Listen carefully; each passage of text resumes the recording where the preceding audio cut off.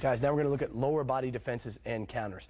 Again, it's starting to get really interesting where we're starting to mix the kickboxing and the boxing with the grappling and the elements of grappling. So I have my friend Steven here to help me.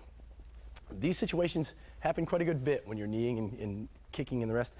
It's very easy for Steve to maybe, if I throw a mid-range kick, for Steven to catch my kick.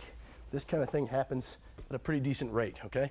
Well, what do I do? Well, I'm in big trouble if I haven't studied these types of arts, okay? Fortunately, I have. We're going to talk about some of them. So I throw a good kick here, and Steve catches it right there. Good stuff, okay? The first thing I want to do, if I can, is grab Steve's head.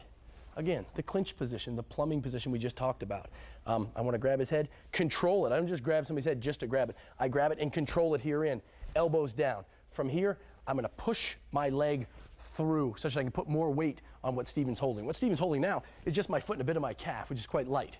So I grab here, I pull Steven into me, and I fire my leg through and towards the ground here. Okay? Attempt to break away. So I throw my kick and Steven catches it right there. Good. Now from here, if I can do it, I grab in, pull Steven in closely, pull my leg through, and back down to the floor. Okay? More time from the other side here. You're fighting with Steven. He knows it's coming. He catches that kick. Boom. From here, I'm going to shoot my hands in. Okay? I'm going to control as much as I can. Elbows in. I want to pull Steven into me. And at the same time, I'm going to kick my leg through, make it heavy, and pull it out. And here we are in the clinch position. Okay? One more time. I go to kick Steven. It can also obviously happen with a knee. You know, if I were to go and do one of the angled knees or something, and Steven catches it, same concept. I want to clinch, grab, elbows come down, shoot my leg through, pull it away. Control Steven's head, and whatever from there, okay? That's the first. The second one is this. We're gonna try to move ourselves to an overhook or a whizzer. Some call it a whizzer from the wrestling system. I go to kick Steve. Notice Steve's elbows are perfectly placed where I wouldn't want to kick, obviously. He's gonna give me an opening here. Here I kick, bing, from here. Same concept. I'm gonna go to grab Steven's head. I'm gonna look for an overhook with my right arm on his arm here. So I grab his head, pull my leg through, and hook over the top here.